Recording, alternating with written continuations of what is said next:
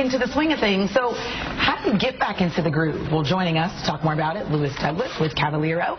So Tom says he's listening because he went on a week vacation, came back last week, went on another week vacation. So I think now he's thinking on back this weekend, I have another week, but he's here to stay now. He's dragging, and that happens, doesn't it? Absolutely.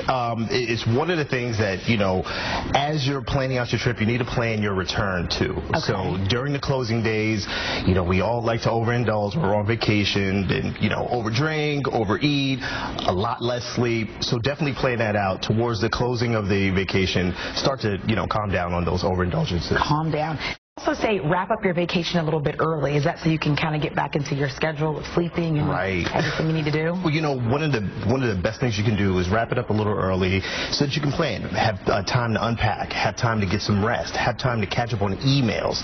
Everyone knows the email pile starts to go a mile high. You definitely want to plan on that so that you can, you know, attack the next day properly. I never do that well. So about 2 weeks ago, I was stuck in Atlanta. Flight got canceled, delayed, had to fly into Daytona. Landed at midnight, slept, and had to be at work at 3. So, yeah. Yikes. Not good at that. I'm not, so I'm listening to you. Well, you did well. You handled that well. I tried. I looked a mess the next day. What about having a plan of attack? What do you mean by that? Well, having a plan of attack, you know, you definitely want to have a list, and, you know, getting overwhelmed is very easy to do. So without that plan of attack, you know, having a list of what you want to do, what do you want to tackle first, what's going to be the easiest thing to take care of so that you don't get overwhelmed coming right back off your trip. And with people like Tom who are so popular, you come back and your inbox is like flooded with emails. It's like, where do I start?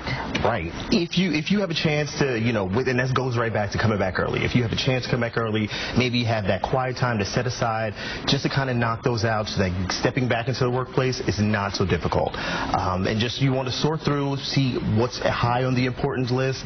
If it's not that important, you know, kind of move on and knock those ones out first. Prioritize. Prioritize. All right, Lewis Douglas, thanks so much. Thank you so much. All right, so to come, former UCF Knight Blake Bortles hits the field for his NFL debut. So how did he look? We're going to tell you. We have the highlights coming up next and major changes in store.